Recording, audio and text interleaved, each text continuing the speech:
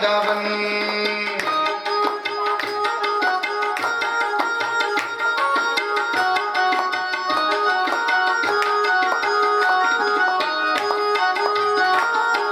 गंगा नाच यमुना नाच नाच सरयू संग, गंगा नाच यमुना नाच नाच सरयू संग, मन मेरो बन गयो सखीरी पावन वृंदावन, मन मेरो बन गयो सखीरी पावन वृंदावन। हे बीड़ा में श्याम भारा रीझे कन्हैया, कैसे मैं मनाऊं के तुरीझे। हे बीड़ा में श्याम भारा रीझे कन्हैया, कैसे मैं मनाऊं के तुरीझे। श्याम मारा रीझे, श्याम मारा रीझे, श्याम मारो रीझे रीझे रीझे, श्याम मारो रीझे, श्याम मारो रीझे, श्याम मारो रीझे रीझे रीझे। ये बीड़ा में श्याम मारा रीझे कन्हैया, कैसे मैं मनाऊं के तुरीझे।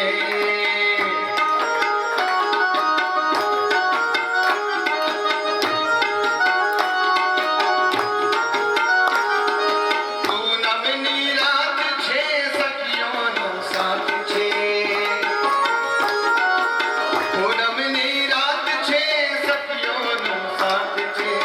मोहना मोहना मोहना मोहना, पूनमनी रात छे सखियों नो साथ छे।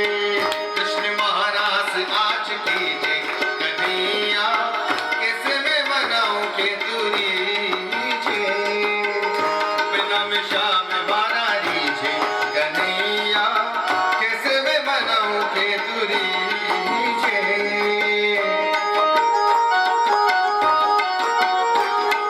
खम्भ भरा नंद जीरा लाल मोरनी काहे बहारे, खम्भ भरा नंद जीरा लाल मोरनी काहे बहारे।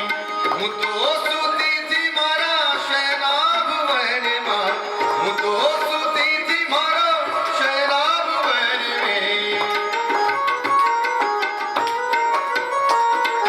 हूँ तो सुती थी मारा शैलाभ वन में। सांभराने ओ सांभराने मोरनी रोलाग मोरनी काहे बगाड़ी। खम्भ भरा नंद जीरा लाल मोरनी काहे बगाड़ी। माया ने वादल उमट्या, माया ने वादल उमट्या, मुको फूले बात कभी क्यों मोर मनवा, आवो सुंदर वर्षा बढ़िया। माया ने वादल उमट्या।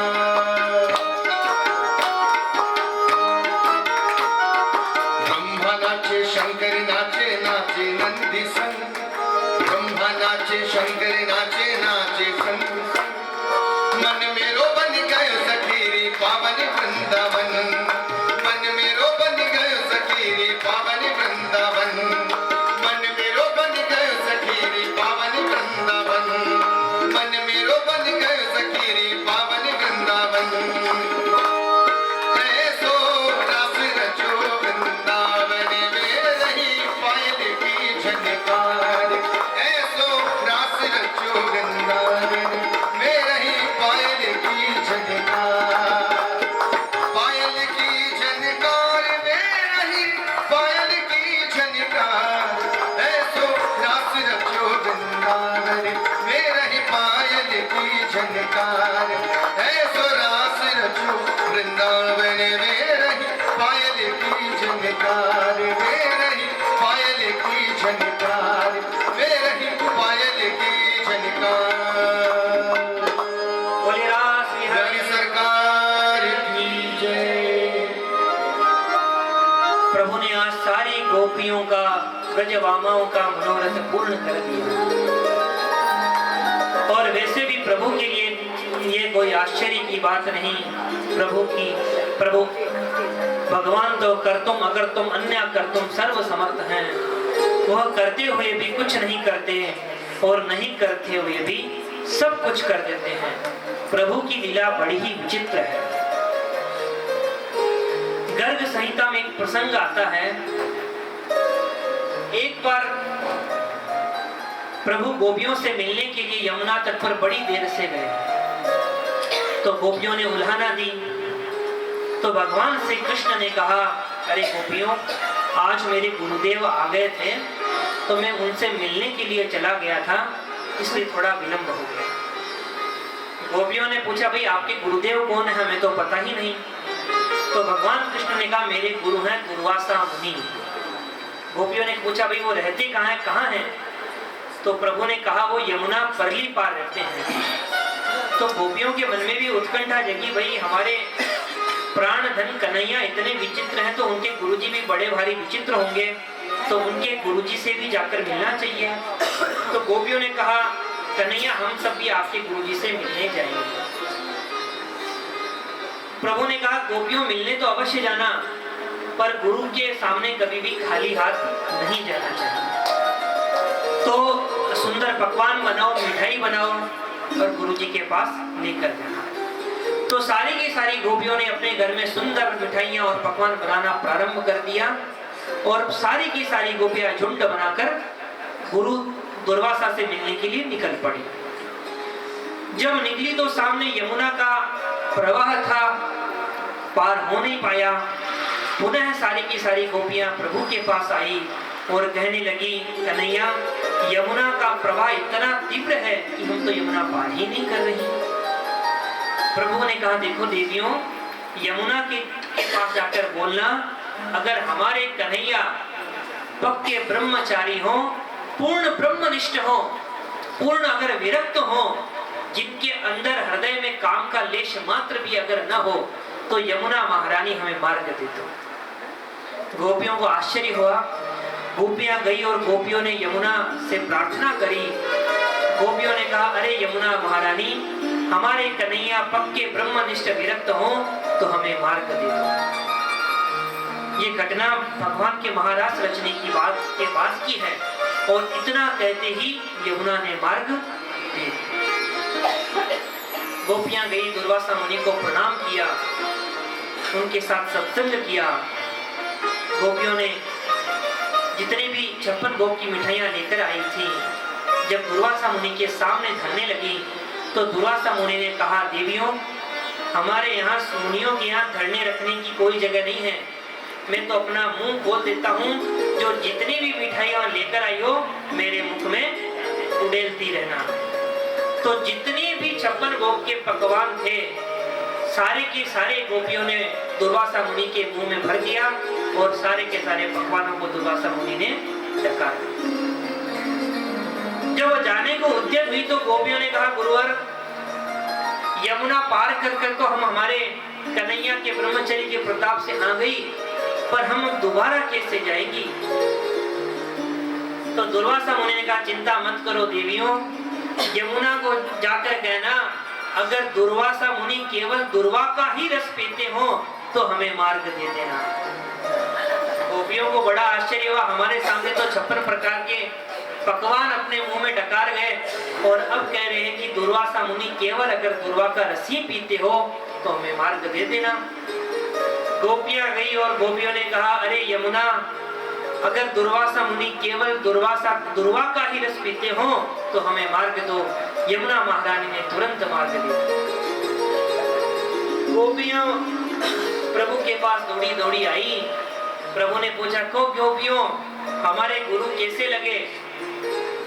गोपियों ने कहा, हमने तो एक ही बात समझी है, यथा गुरु तथा शिष्यम वृथा वादी न संशयः, कथम दुर्वा रसम पीत्वा दुर्वासा हुतमुनिः। तुम झूठे, तुम्हारे गुरुजी भी झूठे और तुम्हारे झूठों की गवाही देने वाली यमुना भी झूठी। तो अरे कन्हैया, जैसे हम तुझे नहीं समझ सके वैसे तेरे गुरु को भी नहीं समझ सकते और तुम्हारी गवाही देने वाली यमुना को भी नहीं समझ सकते। तुम तो बड़े ही विचित्र हो। तो कहने की बात यह है कि प्रभु की जो लीलाएं होती है वो हमारी बुद्धि से परे की होती है। सामर्थ्यवान प्रभु का यह स्वरूप है, बिनु पद चले सुने ही की बिनु काना, जो बिना पैर के भी चल सकता है और बिना कान के भी सुन सकता है। समर्थ को नहीं दोष गोसाई, रवि पावक सुर सरी की नाई। सामर्थ्यवान प्रभु का यह प्रभाव है। जब सूर्य भगवान उदित होते हैं तो वह ये नहीं देखते कि यह महात्मा का घर है या ये चांडाल का घर है, वह समस्त चारों तरफ अपनी दृष्टि का पात करते हैं। अरे जब आप स्नान करने के लिए गंगा में जाओ तो अगर गंगा में स्नान करते हुए अगर आपको कहीं कुत्ता पानी पीता हुआ दिखाई दे जाए तो क्या आप स्नान नहीं करोगे? क्योंकि आपको पता है गंगा का प्रवाह इतना प्रभावशाली है कि अगर उसमें कुत्ता भी मुंह लगा जाएगा तो गंगा का पानी गंदा नहीं होगा। उसी प्रकार आप उसमें से थोड़ा गंगा जल एक लोटे में भरकर लाएं, घर के बाहर रखें और दरवाजा खोलने लगे तो अगर उसमें अगर कुत्ता मुंह लगा जाए तब आप उसका कभी भी प्रयोग नहीं करोगे। क्योंकि गंगा जब बड़े भारी रूप में है तब वह समर्थ है, और जब छोटी रूप में है तब वह अंश रूप में है। उसी प्रकार परमात्मा है अंशी और हम हैं उनके अंश। अरे कोई भगवान भोलेनाथ का भक्त कहे कि हमारे प्रभु भोलेनाथ ने इतना कालकूट विष पी लिया तो थोड़ा विष तो हम भी पी सकते हैं। तो पीने की क्या बात, अगर छक भी ले तो भी प्राण पखेरु उड़ जाएंगे। उसी प्रकार हमारे शास्त्र कहते हैं, संत कहते हैं, भगवान श्री राम ने जो किया वो करो और भगवान कृष्ण ने जो कहा वो करो। प्रभु श्री राम की जितनी भी लीलाएं हैं वह अनुकरणीय है और भगवान कृष्ण की जो भी लीलाएं हैं वह चिंतनीय है। हम अल्पक लोग योग योगेश्वरेश्वर की लीलाओं को समझ नहीं सकते, उनका केवल चिंतन करना चाहिए। और मानवीय दृष्टि से देखें तो प्रभु ने यह लीला 8वें वर्ष में करी और ठीक इससे 1 वर्ष पूर्व प्रभु ने गोवर्धन धारण भी किया था। हम महारास लीला में मानवीय दृष्टि तो लगा लेते हैं, लेकिन यह नहीं सोचते कि प्रभु ने अगर 7 वर्ष की उम्र में गोवर्धन उठाया था तो क्या हम में किसी में सामर्थ्य है कि हम अपनी कनिष्ठिका अंगुली पर गोवर्धन धारण कर सकते हैं? जब हम गोवर्धन नहीं उठा सकते तो महारास लीला में हमें मानवीय दृष्टि नहीं रखनी चाहिए। एक बार की ही बात है, प्रभु सभी ग्वाल बालों के साथ अंबिका बन गए, रात्रि में जागरण किया, नंद बाबा वृक्ष के नीचे सो गए। एक अजगर आया और नंद बाबा के पैर को पकड़ लिया। नंद बाबा जोर जोर से चिल्लाने लगे, बाल बाल सब आए, नहीं छुड़ा पाए। प्रभु श्री कृष्ण आए, अपने स्त्री चरणों की ऐसी ठोकर मारी कि अजगर दिव्य रूप में परिवर्तित हो गया और कहने लगा, प्रभु मैं पूर्व जन्म में सुदर्शन नाम का एक विद्याधर था, अपने सुंदरता के कारण मैं सब लोगों का उपहास उड़ाता था, हंसी उड़ाता था। एक बार 3 जगह से टेढ़े एक संत थे, वो जब जा रहे थे लहलहाते हुए तो उन्हें देखकर मुझे हंसी आ गई, बहुत उपहास उड़ाया था, श्राप दे दिया कि तुझे अपने रूप का इतना अहंकार है तो मैं तुझे श्राप देता हूँ कि तू अजगर बन जा, मेरी तरह ही लहलहा कर चलेगा। जब मैंने क्षमा मांगी तो उन्होंने मुझे आशीर्वाद दिया कि प्रभु ही आकर तुझे इस योनि से मुक्त करेंगे। और मुझे तो आज ये लग रहा है प्रभु कि उस संत ने मुझे श्राप नहीं बल्कि आशीर्वाद दिया। बड़े बड़े ऋषि महामुनि जिन चरणों को ध्यान करते हैं अपने समाधि में, फिर भी आपके श्री चरण उनके ध्यान में नहीं आते। आज वह श्री चरण मुझे प्राप्त हुए, मुझे तो लगता है उस संत ने मुझे श्राप नहीं अपितु आशीर्वाद ही दिया। सुदर्शन को प्रभु की दिव्य परम धाम प्राप्त हुआ। अब इधर तो भगवान श्री कृष्ण की चैन से बंसी बज रही है वृंदावन में, पर उस कंस मामा की ओर ध्यान करते हैं जो बेचारा बड़ा ही चिंतित है। अनेक असुरों को भेजा कृष्ण और बलराम को मारने के लिए, पर जो गया सो गया। जो गया वह लौटकर कभी भी दोबारा नहीं आया। चिंतित हो ही रहे थे, इतने में देवर्षि नारद उनके पास में आए। नारद जी ने पूछा, अरे कंस, आज बड़े ही चिंतित दिखाई दे रहे हो, क्या बात है? कंस ने कहा, गुरुदेव आज तो बहुत ही समय से पधारे, मैं तो बड़ा ही चिंतित हो रहा हूँ। मैंने बड़े भारी असुरों को भेजा उन कृष्ण और बलराम को मारने के लिए, पर वह है कि मरते ही नहीं। देवर्षि नारद ने कहा, अरे कंस, तुम बड़े ही भोले भाले हो, तुम्हें पता है वो कौन है? कौन है महाराज? वह कोई और नहीं, देव की वसुदेव के 7वें और 8वें पुत्र हैं। वही तुम्हारे काल हैं जिसका संकेत आकाशवाणी ने किया था। अब तो क्रोध में आग बबूला हो गया और तलवार निकाल ली। अरे उस वसुदेव ने मेरे साथ इतना बड़ा छल किया है, उसे तो मैं मार ही दूंगा। तुरंत देवर्षि नारद ने हाथ पकड़ लिया। अरे महाराज कंस, अब यह समय जोश दिखाने का नहीं है, होश दिखाने का है। अगर तुमने वसुदेव को मार दिया तो वासुदेव भाग जाएगा, क्योंकि तुम्हें मारने वाला वसुदेव नहीं, वासुदेव कृष्ण है। अब थोड़ी समझदारी से काम लो, क्योंकि जितने असुरों को तुमने भेजा है उनको मार दिया। मैं तो तुम्हें एक बात कहता हूँ, परशुराम जी का जो दिव्य धनुष तुम्हें दिया गया है, उस धनुर्यज्ञ का मेला करो। परसों महाशिवरात्रि आ रही है, और इस बार कहीं किसी को मारने के लिए नहीं भेजो, अभी तो उसे ही किसी बहाने यहाँ बुला लो। और मैं तो कहता हूँ, अक्रूर जो कृष्ण का चाचा भी लगता है, उसको भेज दो और वही लेकर आएगा। कंस प्रसन्न हो गया और अब नारद जी पहुंच गए सीधे वृंदावन और कहने लगे, प्रभु अब ज्यादा विलंब मत कीजिए, मुझे कुछ नहीं सुनना चाहता हूँ, मैं तो परसों कंस को मरा हुआ ही देखना चाहता हूँ। इधर कंस ने अक्रूर जी को बुलाया और अक्रूर जी को जैसे ही अक्रूर जी का आगमन हुआ, तुरंत जाकर अक्रूर जी का हाथ पकड़ लिया और उनको प्रणाम करके अपने सिंहासन के पास बैठाया। अक्रूर जी को बड़ा आश्चर्य हुआ, जो कंस हमें कब से सीधे मुंह बात नहीं करता है, आज हमें इतना सम्मान दे रहा है, आज हमें अपने सिंहासन पर बैठा रहा है। नवन नीच की अति दुखदाई। दुष्ट लोगों का गिड़गिड़ाना भी बड़ा खतरनाक होता है। बिल्ली जब झुकती है, समझ लो अब घात लगाने वाली है। इसीलिए जो दुष्ट लोग हैं, जो कभी आपसे राम राम नहीं करते, और जब एकाएक अगर गिड़गिड़ाने लगो तो समझ लो बहुत ही खतरनाक कार्य होने वाला है। आपके पीठ में कोई छुरा घोंपने वाला है। समझ गए अक्रूर जी और पूछने लगे, कहने लगे, अरे महाराज कंस, मैं तो आपका सेवक हूँ, मुझे कैसे याद किया? कंस कहते हैं, अक्रूर जी, मैंने कृष्ण बलराम का बड़ा ही नाम सुन रखा है।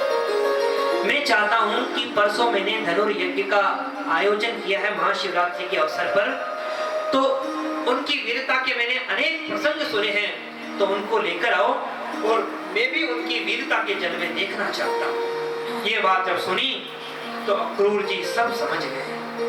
अक्रूर जी को षड्यंत्र का सारा ज्ञान हो गया, पर अक्रूर जी कहने लगे, महाराज कंस, व्यक्ति अपने जीवन में बड़े से बड़े मनोरथ करता है, बड़े से बड़ी इच्छाएं करता है, पर भगवान की कृपा के बिना उनकी इच्छाएं पूर्ण नहीं होती। सोचता कुछ और है और होता कुछ और है। मानो एक व्यंग्य किया, अरे महाराज कंस, तुम तो यह चाहते हो कृष्ण बलराम को मैं लेकर आ जाऊं और असुरों के द्वारा तुम उन्हें मार दो, पर यह तो वक्त ही बताएगा, समय ही बताएगा कौन किसे मारेगा।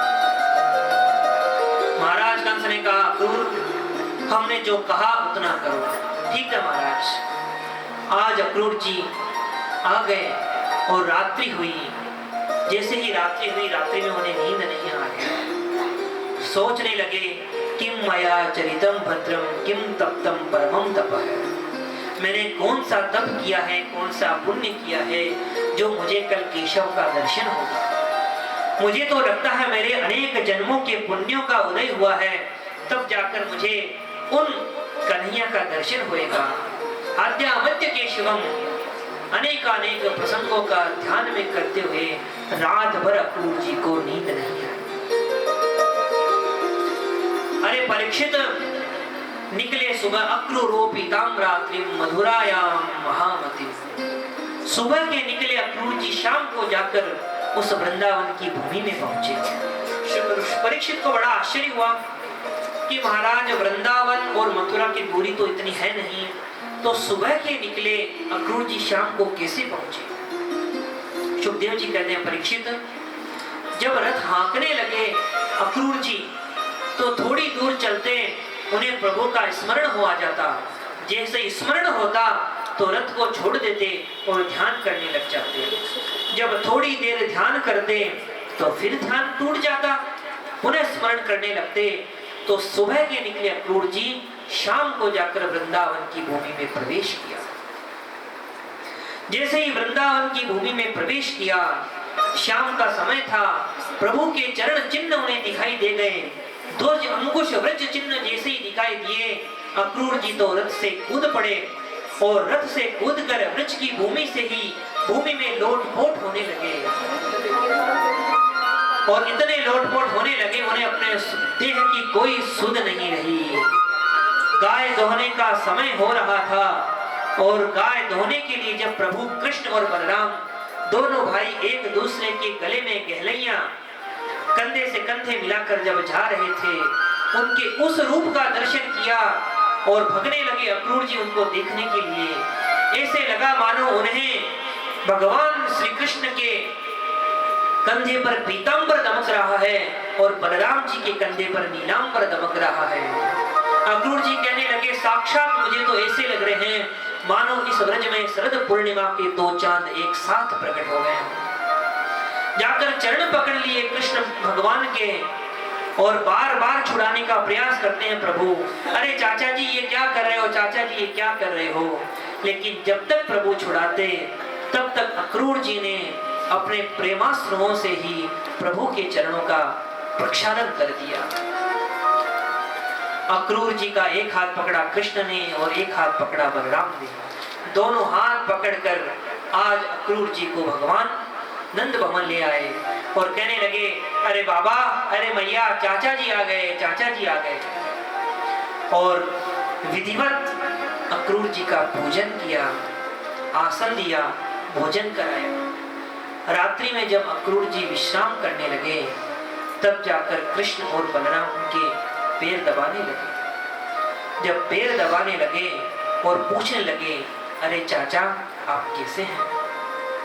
अक्रूर जी को मन में बड़ा ही संदेह था कि मैं आ रहा हूं तो कृष्ण से मिलने, पर कंस का संदेश लेकर आ रहा हूं, तो कहीं मुझे कंस का सेवक समझकर प्रभु मेरी कहीं उपेक्षा न कर दें। लेकिन प्रभु के ये स्वागत को देखकर तो अक्रूर जी भाव विभोर हो गए और पूछने लगे, प्रभु यदुवंश में सब कुशल से तो हैं, सब आनंद से तो हैं।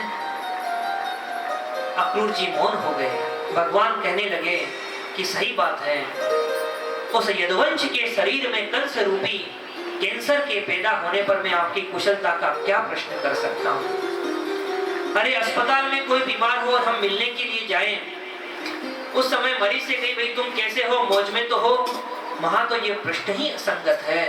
ठीक उसी प्रकार से कंस के रहते हुए यदुवंश में और मथुरापुरी में कौन आनंद से रह सकता है, ये प्रश्न ही गलत है। ये बताइए चाचा जी आपके आने का कारण क्या है। अक्रूर जी महाराज ने कंस का सारा षड्यंत्र सुना दिया और बता दिया धनुर्यज्ञ का मेला है, महाशिवरात्रि पर धनुष यज्ञ का मेला आयोजित होता है। धनुष कोई साधारण नहीं, साक्षात परशुराम जी ने कंस की वीरता से प्रभावित होकर वह धनुष कंस को दिया और कहा इसका ढंग से ध्यान रखना क्योंकि इसे कोई तोड़ नहीं सकता और जो धनुष को तोड़ देगा वह तुम्हें छोड़ नहीं सकता। भगवान ने कहा चाचा जी चिंता मत करो, हम आपके साथ अवश्य जाएंगे, पर आप ये षड्यंत्र वाली बात किसी को मत बताना, क्योंकि अगर आपने षड्यंत्र वाली बात बता दी तो व्रज के ग्वाला, व्रज की गोपियां और नंद बाबा और माँ यशोदा तो किसी भी परिस्थिति में मुझे जाने नहीं देंगी। माँ यशोदा अपने प्राणों का त्याग कर देगी पर मुझे कदापि मथुरा नहीं जाने देंगी। इसीलिए इस षड्यंत्र वाली बात मेरे और आपके पास ही रहेगी। आप तो केवल यही कहना कि मथुरा का मेला है और मैं कृष्ण बलराम को घुमाने लेने आया हूं, मेरी यही इच्छा है। अक्रूर जी ने कहा ठीक है प्रभु। नंद बाबा के पास जाकर बात कही। भगवान भी दौड़े दौड़े आ गए, कहने लगे बाबा हम भी मथुरा का मेला देखने जाएंगे। नंद बाबा ने कहा देख क्रूर, तुझे नहीं मालूम ये दोनों मेरे पुत्र हैं, ये बड़े ही उद्दंड हैं। तू अगर इनको मेला देखने ले गया तो पता नहीं किससे झगड़ा करेंगे, ऐसे उटपटांग व्यवहार करेंगे कि तेरे ही मुसीबत हो जाएगी। पर कन्हैया जब ज्यादा ही आग्रह करने लगे तो नंद बाबा ने कहा देख अक्रूर, अगर ये मेला देखने जाएंगे मथुरा तो मैं इनके साथ ही जाऊंगा, तभी मैं इन्हें जाने की अनुमति दूंगा। अक्रूर जी ने कहा ठीक है बाबा, आप भी साथ चलो। तो नंद बाबा ने पूरे ब्रज में दुहाई लगा दी कि भाई जो मथुरा का मेला देखने जाना चाहे वह सुबह तैयार हो जाए। तो जैसे ही ब्रज गोपाओं को, ब्रज बालकों को यह पता लगा कि प्रभु हमारे मथुरा का मेला देखने जा रहे हैं, तो सारे के सारे गोपाल तो प्रसन्न हो गए और तैयारी करने लगे। लेकिन जैसे ही यह स्वर गोपियों के कान में पड़ा तो गोपियां विहल हो उठी। सारी की सारी गोपियां एक जगह हो गई और कहने लगी अरे गोपी, तुमने सुना है हमारे प्राणधन प्रभु श्री कृष्ण हमें छोड़कर मथुरा जा रहे हैं। अरे जब प्रातः काल होता है हमें छोड़कर जाते हैं, पर हम यह सोचकर अपने मन को ढांढस बंधा लेती हैं कि सुबह गाय चराने जाएंगे तो शाम को गाय चराकर पुनः लौट आएंगे। वैसे यह वियोग भी हमसे सहन नहीं होता, पर शाम को आने की प्रतीक्षा में हम यह वियोग भी सहन कर लेती हैं। पर जब यह मथुरा चली जाएंगे प्रभु और पता नहीं कब लौट कर आएंगे, यह वियोग तो हमसे कैसे सहन होगा। सारी की सारी गोपियां क्रंदन करने लगती है और प्रभु को क्रंदन करते हुए पुकारती है। अहो विधातास्तव न क्वचिद् दया संयोज्य में प्रणये देहिनः तांश्च कृतार्थान् विन्यूनश्चक्षय पार्थकम् विक्रीडितं तेर्भकं चेष्टितं यथा यस्वत्वं प्रदर्श्यासि कुन्तलाव्रतं मुकुन्दवक्त्रं शुकपोलमुन्नसं शोकापनोदोस्मितदेशसुन्दरं करोषि पारोक्षयमसाधु ते कृतम्। गोपियां कहती हैं कि अब तो वही होगा जो विधाता चाहता है। एक गोपी कहती है यह विधाता भी कितना क्रूर है। पहले मनोरथों को प्रकट करता है, मनोरथों की इच्छा जगाता है, फिर उन्हें ही तोड़ देता है। इस विधाता का स्वभाव तो मानो एक छोटे बालक की तरह है, अबोध शिशु की तरह है। अबोध बालक घंटों घंटों मेहनत करके मिट्टी के भवन तैयार करता है, घंटों समय लग जाता है और उन मिट्टी के खिलौने से ही खेलता है, और जब जी भर जाता है तो लात मारकर उन्हें गिरा देता है। इसी प्रकार यह विधाता है, पहले हमारे मनोवांछित भावों को प्रकट करता है, फिर हमें ही खिलौना बनाकर खेलता है, और जब जी भर जाता है तो हमें ही लात मारकर गिरा देता है। एक गोपी कहती है अरे विधाता को तो दोष देना ही बेकार है, विधाता को देखा किसने है। मुझे तो लगता है यह अक्रूर ही विधाता बनकर आया है। न ये अक्रूर आता न हमारे कृष्ण प्राणधन हमें छोड़कर मथुरा जाते। अब तो सारी की सारी गोपियां अक्रूर को ही उलाहना देने लगी। गोपियों की चर्चा करते करते रात्रि बीत गई। जब प्रातः काल हुआ तो नंद बाबा तो अनेक गोप ग्वालों के साथ बैलगाड़ियों में सामान भरकर मथुरा की ओर चल दिए। और जब प्रभु श्री कृष्ण अक्रूर जी के साथ पर रथ पर विराजमान हुए तो सारी की सारी गोपियां उन्हें उस रथ को घेर लिया और कई गोपियों तो मथुरा के मार्ग पर जाकर ही लेट गई। अक्रूर जी महाराज रथ चलाने वाले थे पर रथ चलने को तैयार नहीं, क्योंकि सारी की सारी ब्रजांगनाओं ने उस रथ को पकड़ लिया। जब यह करुण दृश्य देखा तो अक्रूर जी महाराज ने अपनी दृष्टि भगवान कृष्ण की तरफ करी।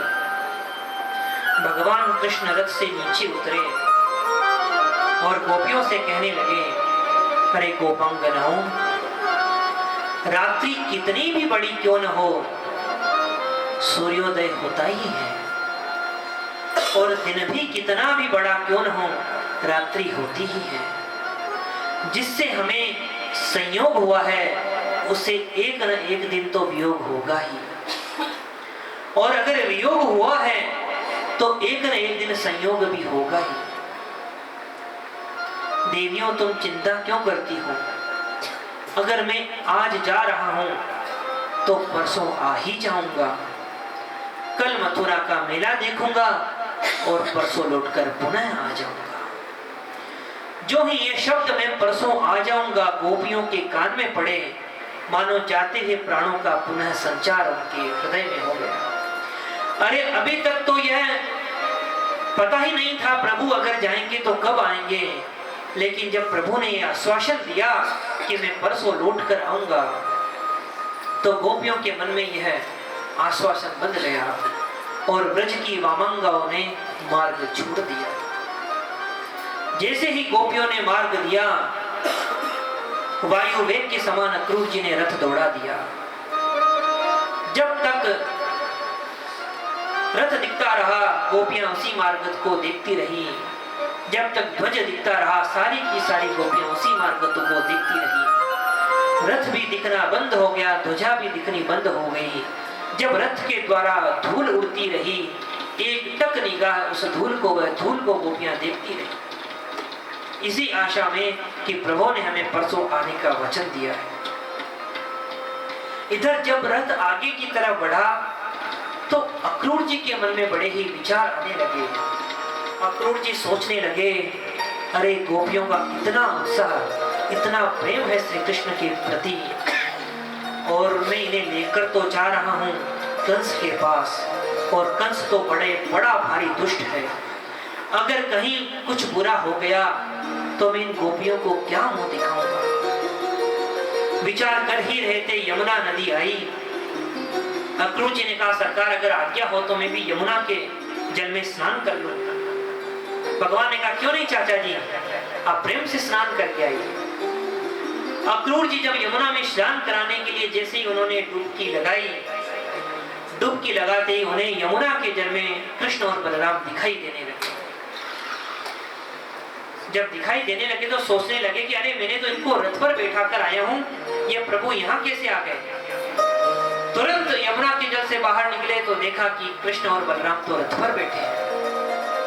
उन्हें डुबकी लगाई तो देखने लगे इस बार तो भगवान श्री कृष्ण शेष सैया पर विराजमान है। नारद आदि सनकादि मुनि उनकी स्तुति कर रहे हैं। जब यह दिव्य स्वरूप प्रभु का देखा तो अक्रूर जी महाराज ने तो हाथ जोड़कर प्रभु की स्तुति करना ही प्रारंभ कर दिया। हे प्रभु, वो आप ही हैं, आप ही परशुराम बनकर आकर सारे के सारे क्षत्रियों का